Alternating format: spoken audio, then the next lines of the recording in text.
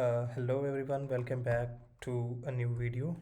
और आज की क्लास के अंदर बेसिकली हम अपनी यूएक्स कोर्स की अगली जो स्टेप है जिसके अंदर आज हम यूज़र पर्सोनास को डिस्कस करेंगे। सो बेसिकली अगर आपने हमारी पिछली क्लास देखी है जिस क्लास के अंदर हम यूएक्स के कोर्स को कंटिन्यू किए हुए हैं और मैंने एक्सप्लेन करता आ रहा था कि यूएक्स के अंदर रिसर्च मेथड कौन कौन से हैं, और उन रिसर्च मेथड के बाद हमने ये भी डिस्कस किया था कि हमारे पास यूज़र इंटरव्यूज़ कंडक्ट करने के कौन कौन से प्रोसेस हैं, और फिर उस इंटरव्यूज़ को जो हमारे पास डाटा आता है उस डाटा को हमें कैसे एनालाइज करना है। सो अगर आप ये कोर्स फॉलो कर रहे हैं तो आई एम प्रीटी श्योर कि आप अब तक कुछ नया ज़रूर सीख चुके होंगे।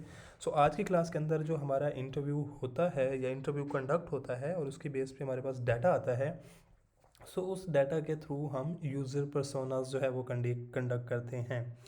यूज़र पर्सोनास क्या होते हैं, कैसे कंडक्ट किए जाते हैं, क्यों किए जाते हैं, और कौन कौन से या कितने टाइप के यूज़र पर्सोनास होते हैं, आज हम इसको डिस्कस करेंगे। Right, so let's move. सबसे पहले हम इंट्रोडक्शन देखते हैं कि हमारे पास यूज़र पर्सोनास होते क्या हैं। Right, so keep in mind कि हमारे पास जो यूज़र पर्सोनास होते हैं ये बेसिकली फिक्शनल ऐसी रिप्रेजेंटेशन होती है जो कि हम रिसर्च की बेस पे रियल यूज़र के लिए जो है वो इकट्ठी करते हैं। सो लेट्स सपोज अगर हम एक ऐसी मोबाइल एप्लीकेशन बनाने जा रहे हैं जो कि एथलीट्स के लिए है, जो कि उनको ट्रेनिंग की और फूड की, न्यूट्रिशन की, मील प्लान की, इनके बारे में डिटेल देती है। सो हम क्या करेंगे, उनके बारे में एक रिसर्च करेंगे। हमारे पास कुछ जो हमारे यूज़र्स होंगे जो कि एक्चुअल यूज़र हैं उनका डाटा आएगा, और उनकी डाटा को बेसिकली हमने उनके अंदर रिसर्च की, और रिसर्च करने के बाद हम उसको एक प्रेजेंटेशन देते हैं। एक फंक्शनल प्रेजेंटेशन होती है जो कि एक बंदा पूरे ग्रुप को रिप्रेजेंट कर रहा होता है। ये बेसिकली हमारा यूज़र पर्सोना कहलाता है। ठीक है, सो बेसिकली हम यूज़र पर्सोना कंडक्ट क्यों करते हैं, इससे हमें पता चलता है कि who they are designing for. So basically like हम किस के लिए जो है वो डिज़ाइनर किस के लिए डिज़ाइन कर रहा है, राइट।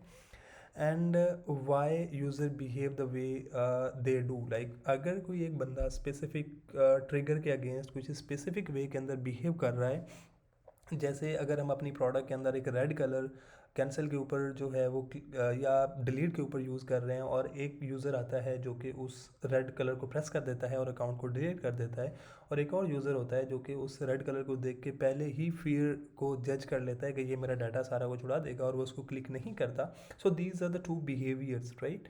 सो हमें इन यूज़र के बिहेवियर को जज करना होता है, और फिर हम ये देखते हैं कि वो कौन सा प्रॉब्लम है जो कि उन यूज़र को रियली प्रॉब्लम काज कर रहा है या उनके लिए सबसे बड़ा मसला है, और उसे हमें कैसे सॉल्व करना है, राइट। तो ये सारे का सारा डेटा जो होता है हम फाइंड आउट करते हैं अपने यूज़र पर्सोना के दौरान। ठीक है, सो बेसिकली जब हम यूज़र पर्सोना बना रहे होते हैं तो हम अपने यूज़र का बैकग्राउंड फाइंड आउट करते हैं, उनकी एज क्या है, उनकी रोल क्या है, उनका एक्सपीरियंस लेवल क्या है, वो किस इन्वायरमेंट के अंदर बैठ के उस प्रोडक्ट को यूज़ कर रहे हैं, राइट। ये सब कुछ डेमोग्राफिक कहलाता है जो कि हम बैकग्राउंड के अंदर कंसिडर करते हैं। देन हम गोल्स भी कंसिडर करते हैं कि हमारे उस यूज़र का गोल क्या है, लाइक वो एक स्पेसिफिक यूज़र फ्लोज या वो एक स्पेसिफिक बेसिकली जर्नी को कंप्लीट करके क्या चीज़ अचीव करना चाह रहे हैं। तो ये गोल भी यूज़र पर्सोना के अंदर जो है वो हम फाइंड आउट करते हैं। देन हम उनके पेन पॉइंट्स भी फाइंड आउट करते हैं, लाइक यूज़र की नीड्स क्या हैं, कौन से ऐसे प्रॉब्लम्स हैं जो कि उसको फ्रस्ट्रेट कर रहे हैं जिसकी वजह से यूज़र के लिए उस प्रोडक्ट को यूज़ करना जो है प्रॉब्लम हो रहा है। सो वो हम ये भी फाइंड आउट करते हैं। Then we try to understand their behaviour as well. Like behaviour से ये मुराद होता है कि अगर हमारे यूज़र को ये एक प्रॉब्लम आ रहा है तो यूज़र किस तरह से उस प्रॉब्लम को अगेन एंड अगेन सॉल्व करने की खुद से कोशिश कर रहा है, right. And then the third point is motivation. हम हमेशा ये भी फाइंड आउट करने की कोशिश करते हैं कि कौन सा ऐसा प्रोसेस है जो कि यूज़र को मोटिवेट करता है टू डू दैट स्टफ़, या फिर यूज़र बार बार उस प्रोडक्ट को यूज़ करते हुए किन चीज़ों को माइंड के अंदर जो है वो बना रहा होता है, या उसके माइंड पैटर्न्स क्या बन रहे होते हैं, कौन सी ऐसी मोटिवेशंस होती हैं जो कि उसको इस प्रोडक्ट के अंदर लेके आती हैं, राइट। जैसे अगर मैं एग्जांपल दूं मोटिवेशन के अंदर, तो आप टिकटॉक की एग्जांपल देते हैं तो आप टिकटॉक की रील्स या फेसबुक की रील्स या इंस्टा की रील्स सिर्फ इस वजह से देखते हैं बिकॉज वो आपके डोपामिन को रिलीज़ कराती है, और डोपामिन आपको एक रिलैक्सेशन और एक ट्रिगर फील करवाता है कि आप थोड़ा सा हैप्पीनेस के अंदर आ जाते हैं, right. So these are the motivation और दीज आर ट्रिगर्स जो कि हमें यूज़र पर्सोना के अंदर कैटर करने होते हैं। फिर हम ये भी देखते हैं कि हम पर्सोना क्यों बनाते हैं। सो बेसिकली हम पर्सोना इस वजह से बनाते हैं कि हम अपने डिज़ाइन को क्लैरिटी के साथ अंडरस्टैंड कर सकें कि हम जो डिज़ाइन कर रहे हैं क्या वो एक्चुअली रियल यूज़र के लिए है और उस रियल यूज़र के प्रॉब्लम को भी सॉल्व कर रहा है या नहीं कर रहा, राइट। एंड देन हम उसके अंदर एजम्पशंस को कंज्यूम नहीं करते, बिकॉज जितने भी डिज़ाइनर हैं जो कि बेसिकली यूज़र इन यूएक्स के प्रोसेसेस को फॉलो नहीं करते, वो खुद से डिज़ाइन करते हैं कि अच्छा इसके बाद ये स्क्रीन डिज़ाइन हो जाएगी, हम ऐसा कर लेंगे, इसको यहाँ पे प्लेस कर लेते हैं, इसके अंदर ये टेक्स्ट यूज़ कर लेते हैं। तो वो सारी की सारी एजम्पशंस होती हैं। एंड देन जब वो एजम्पशन आपके डिज़ाइन बनने के बाद, डेवलप होने के बाद यूज़र के अंदर जाती हैं, लाइक यूज़र उसको यूज़ करता है, तो कुछ ही टाइम बाद वो उस प्रोडक्ट को छोड़ देता है। रीज़न बिकॉज आपने ख़ुद के अजम्पशन से वो डिज़ाइन किया था, तो वो यूज़र के पेन पॉइंट्स को या उनकी जो बेसिक नीड है, जो चीज़ें उनको फ्रस्ट्रेट कर रही थी, उनको आप समझे ही नहीं, राइट। तो वो अभी भी उसको कैटर नहीं कर रही, तो they are not going to use that product, right.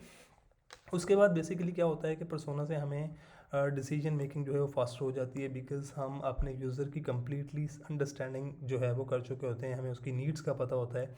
So design faster हो जाता है और हमारा डिज़ाइन डिसीजन जो मेकिंग प्रोसेस है वो भी तेज़ हो जाता है, ठीक है।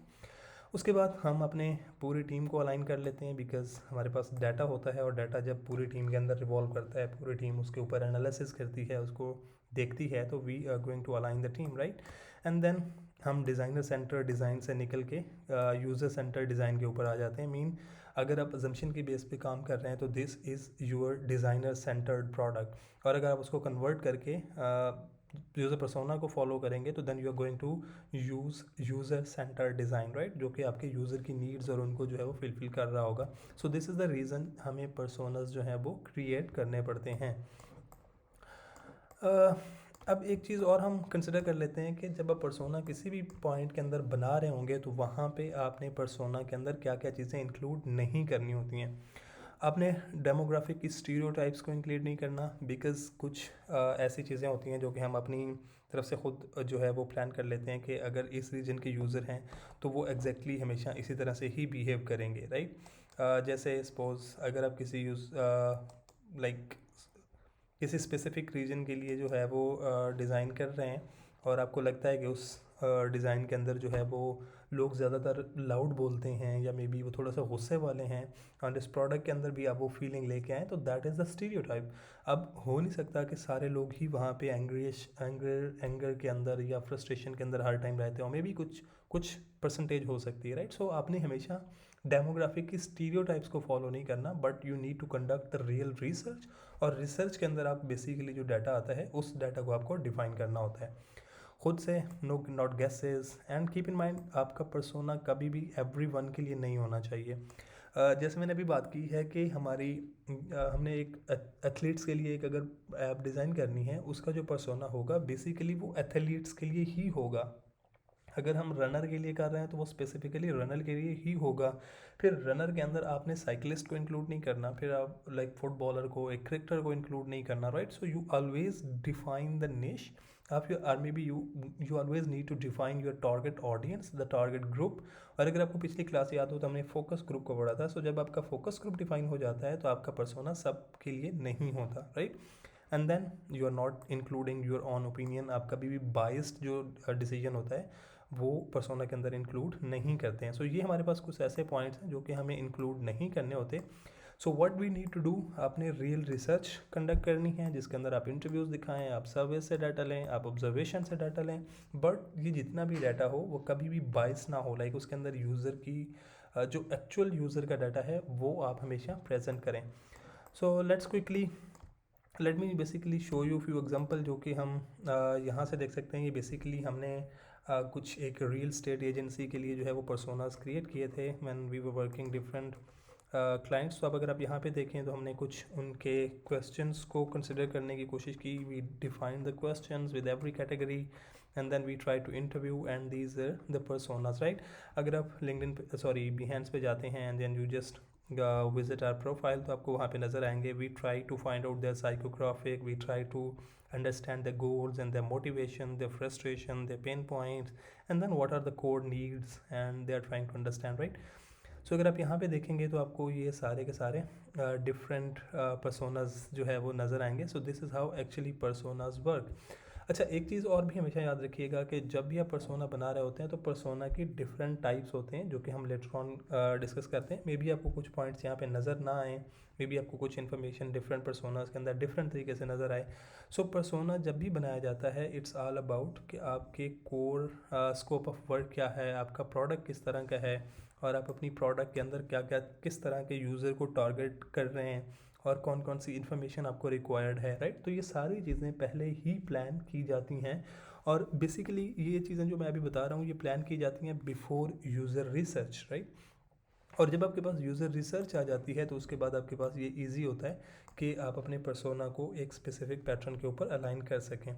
सो जब भी आप यूज़र पर्सोना बना रहे होंगे, you try to get their interest, their influences, like हमारे यूज़र के इंटरेस्ट क्या हैं, वो किस चीज़ से इन्फ्लुएंस हो रहे हैं, उनके गोल क्या हैं, उनकी नीड्स एंड एक्सपेक्टेशंस क्या हैं, उनकी मोटिवेशंस क्या हैं, उनके पेन पॉइंट्स एंड फ्रस्ट्रेशंस क्या हैं, ठीक है। सो बहुत सारे लोग इस पॉइंट को, एक्सपेक्टेशंस को जो है वो छोड़ देते हैं पर्सोना के अंदर, या वो रियलाइज़ नहीं करते, या वो इंक्लूड नहीं करते। सो एक्सपेक्टेशंस आपने यूज़र से पूछनी होती हैं। आप अपनी प्रोडक्ट की एक्सपेक्टेशन उसको ना दें, बिकॉज उससे क्या होगा कि वो जो यूज़र है वो एक फ्यूचर प्लान बना लेगा कि अच्छा ये प्रोडक्ट फ्यूचर के अंदर ऐसा करेगी, बट इवेंचुअली हो सकता है कि उसकी एक्सपेक्टेशन ही ना हो वो, या वो जो आप जैसे आप प्लान कर रहे हैं वो उस तरह से यूज़र चाहता ही ना हो। सो यू ऑलवेज आस्क कि आपके यूज़र की एक्सपेक्टेशन क्या है, वो किस तरह से अपने प्रॉब्लम को सॉल्व करवाना चाहता है in future, right. So this is how basically these are the types things जो कि आपको अपने यूज़र पर्सोना के अंदर जो है वो इंक्लूड करवानी होती हैं, राइट। अब हम स्टेप्स की बात कर लेते हैं। तो एक्चुअली यूज़र पर्सोना के स्टेप क्रिएट करने के लिए सबसे पहले आपने इन्फॉर्मेशन कलेक्ट करनी है जो कि यूज़र रिसर्च के थ्रू हो जाती है। देन आपका जो रिसर्च डाटा आता है उसके थ्रू आप अपने यूज़र के बिहेवियर्स को आइडेंटिफाई करते हैं कि डिफरेंट तरह के यूज़र जो है वो किस तरह से बिहेव कर रहे हैं, क्या उनका प्रॉब्लम है, क्या उनका सोल्यूशन क्या होना चाहिए, right. And then you create persona, and then उसके बाद आप उसको प्रायोरिटाइज करते हैं। अब हो सकता है कि आपके पास मल्टीपल पर्सोनास बने, बट एवेंचुअली जब आप उनको एनालाइज करेंगे तो आप ये देखेंगे कि डिफरेंट पर्सोनास के अंदर पैटर्न जो है वो रिपीट हो रहे हैं। Then you just build one persona and you prioritise the persona कि कौन से पर्सोना से आपका जो है वो इन्फॉर्मेशन ज़्यादा आ रही है, इन्फॉर्मेशन की सिंथेसिस किससे ज़्यादा अच्छी हो रही है। सो आप उस पर्सोना को जो है वो इंक्लूड करते हैं, राइट। उसके बाद you try to find out different interactions के कौन कौन से स्नैरियोज और इंट्रैक्शन बन रहे हैं, and then you do documentation, and then उसके बाद आपके पास जितनी भी फाइंडिंग आती है so you always share your finding with the team. आप अपनी टीम को भी इसके अंदर इन्वॉल्व करते हैं, राइट। सो अब हम बात करते हैं कुछ स्टेप्स की जो कि इंपॉर्टेंट है। कलेक्टिंग अ डाटा, आप अपने यूज़र को नॉलेज को यूज़र को आइडेंटिफाई करते हैं, उसके इन्फॉर्मेशन को कलेक्ट करते हैं। देन डिफरेंट रिसोर्सेज आपके पास डाटा की हो सकती हैं, लाइक प्री एग्जिस्टिंग डाटा हो सकता है, कुछ आपका जो यूज़र का डाटा है वो डिफरेंट लाइक न्यूज़पेपर से, डिफरेंट आर्टिकल से, डिफरेंट वीडियो से, कहीं से भी आपको डाटा जो है वो मिल सकता है। सो आप उस डाटा को कलेक्ट करते हैं, बेस्ड वो आपका नॉलेज जो होता है आप उसको सेंसिटाइज करते हैं। सो इसके दौरान इस स्टेप के अंदर बेसिकली आप कुछ क्वेश्चन पूछ रहे होते हैं कि who are the users actually, like कौन से यूज़र हैं, कितने यूज़र्स जो हैं वो मौजूद हैं मार्केट के अंदर, कितने लोग इस प्रोडक्ट को यूज़ करेंगे, एंड अगर उस प्रोडक्ट को यूज़ करते हैं तो उस प्रोडक्ट को किस तरह से यूज़ करेंगे, क्यों यूज़ करेंगे। So these are the different question जो कि बेसिकली आप while making the persona or while collecting the data you try to clear and you try to answer the question as well, right। जब आपके पास वो data आ जाता है, आप उसको सेंसाइज करते हैं, देन आप उसके अंदर एक हाइपोथेसिस बनाते हैं। So hypothesis basically is a general statement जो कि आप उस डाटा की बेस पे बना रहे होते हैं, right.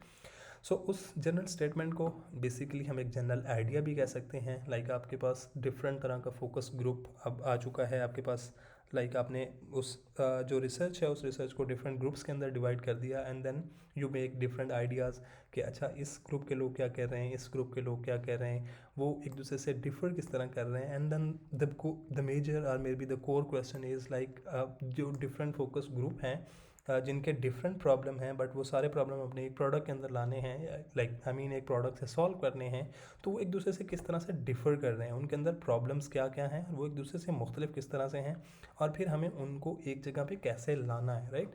So this is how you build a hypothesis जो कि एक जनरल आइडिया बनता है, राइट।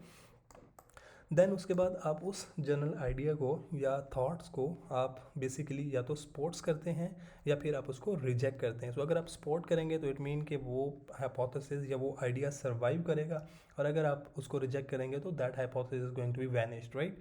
सो बेसिकली ये जो सपोर्टिंग एंड रिजेक्टिंग का प्रोसेस होता है, ये आप अपनी टीम के साथ और जो आपके फेलो डिज़ाइनर होते हैं आप उनके साथ बेसिकली बैठ के आप अपने नॉलेज को कंपेयर करते हैं। आपके पास न्यू नॉलेज कौन सा आया है, इस तरह की प्रोडक्ट या एग्जिस्टिंग नॉलेज क्या है, फिर उन सब के ऊपर बेसिकली आप डिसीजंस लेते हैं। Either we are going to support this hypothesis or we going to reject this hypothesis.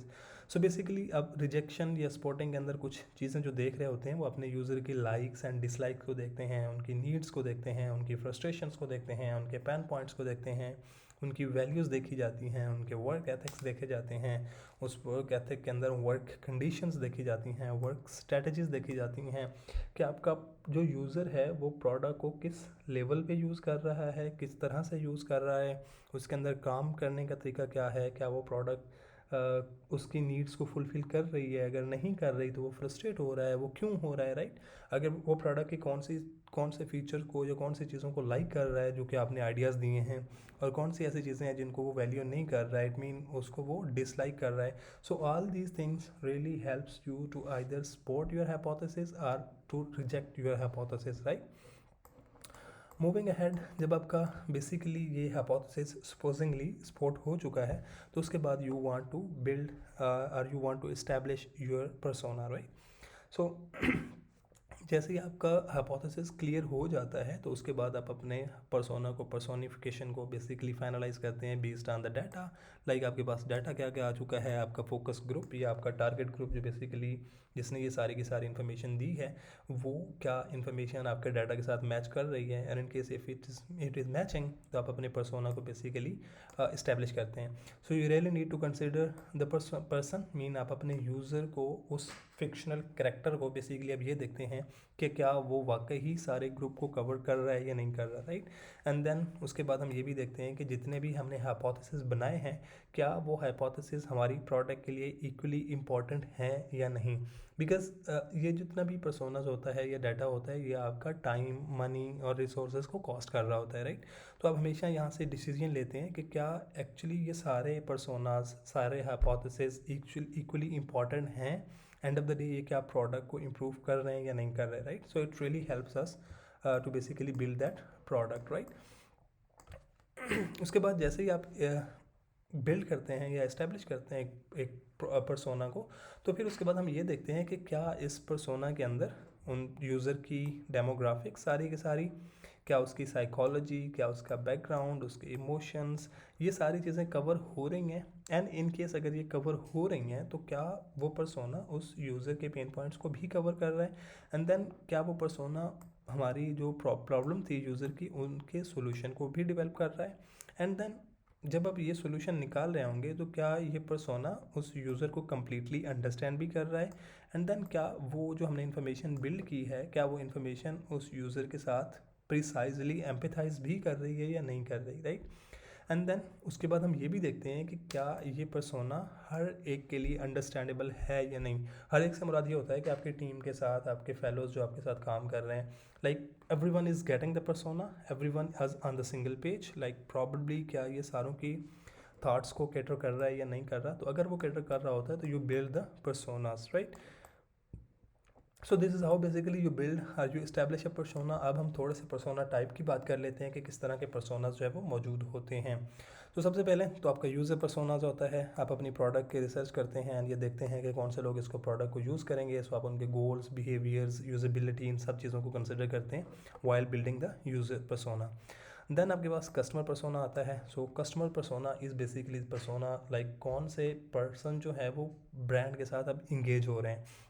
So user is a person जो कि आपकी प्रोडक्ट को यूज़ करेगा एंड देन वो कुछ टाइम आएगा, यूज़ करेगा, फिर गायब हो जाएगा। But customer is a person जो कि आपके ब्रांड के साथ हमेशा इंगेज रहेगा, वो आपकी सर्विसेज को बाय करेगा, आपको पे करेगा, राइट। तो वो कस्टमर पर्सोना होता है। एंड देन कस्टमर पर्सोना के अंदर हमें उसकी नीड्स, उसके कॉन्टेक्स्ट, उसके डिसीजंस भी देखने होते हैं। बिकॉज यहाँ पे जो कस्टमर होता है वो डिसीजन ले रहा होता है based on the money, like वो आपको पे कर रहा होता है और उस पे करने के बाद वो आपकी सर्विसेज ले रहा होता है। तो we really we really need to basically consider कि हमारा पर्सोना लाइक कस्टमर पर्सोना किस तरह से हमारे जो उन पीपल को जो कि हमारे ब्रांड के साथ इंगेज कर रहा है वो उनको वैल्यू भी दे रहा है या नहीं कर रहा। Then there is a buyer persona. ये रिपीटेटिव बायर नहीं होते, ये जस्ट आप कुछ टाइम के लिए आएंगे एंड देन एक प्रोडक्ट लेंगे and then they will go away, right. So ये वो लोग होते हैं जो कि आपको पे करते हैं फॉर वन टाइम, कोई भी एक सर्विसेज ले लेंगे या कोई भी एक आपकी आइटम या कोई भी चीज़ ले लेंगे। So we really need to consider कि हम इनकी मोटिवेशन को किस तरह से ट्रिगर करें कि वो हमें पे करें, right. Then decision maker personas होते हैं, ये बेसिकली मैनेजमेंट या सीईओ लेवल के पर्सोनास होते हैं जो कि इन चीज़ों को लाइक आपके डिसीजंस को अप्रूव करवा रहे होते हैं, लाइक अथॉरिटी को, बिजनेस किस तरह से वर्क करेगा, बिजनेस जनरेट किस तरह से होगा, आपकी किसी भी फीचर के ऊपर आरओआई किस तरह से होगी। सो ये बेसिकली डिसीजन मेकर पर्सोनास होते हैं। And then we come to word influencer personas. अब इन्फ्लुएंसर्स पर्सोना से ये मुराद होता है कि ये वो लोग होते हैं जो कि आपके ब्रांड को इन्फ्लुएंस करते हैं और रिकमेंड करते हैं। तो इन पर्सोनास के अंदर आपने बेसिकली ये देखना होता है कि क्या आप अपने इन्फ्लुएंसर का ट्रस्ट और उनके इन्फ्लुएंस को मेंटेन कर पा रहे हैं या नहीं कर पा रहे हैं, right. So this is how basically you build different types of personas.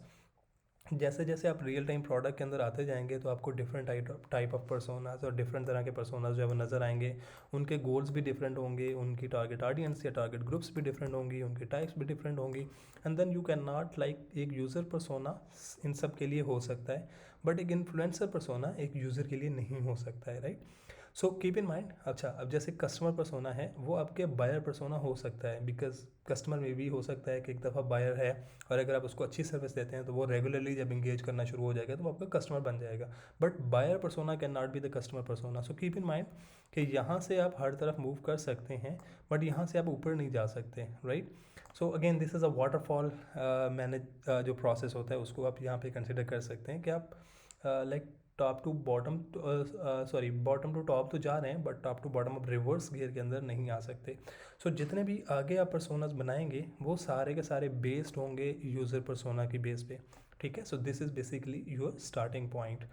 सो ये हमारे पास कुछ टाइप्स थी पर्सोनास के। So I am pretty hopeful कि आपने आज यूज़र पर्सोना को अच्छी तरह समझ लिया होगा, कुछ रेलिवेंट एग्जांपल भी देख ली, टाइप्स भी देख ली, and I am pretty hopeful कि आप अपने यूएक्स मेथड्स के अंदर यूज़र पर्सोनास को रियली कंसिडर करेंगे। सो या I am hopeful you learn something new and you have subscribe this channel. I will see you in the next video जहाँ पे हम कुछ नया लर्न करेंगे। Till then take care and good bye.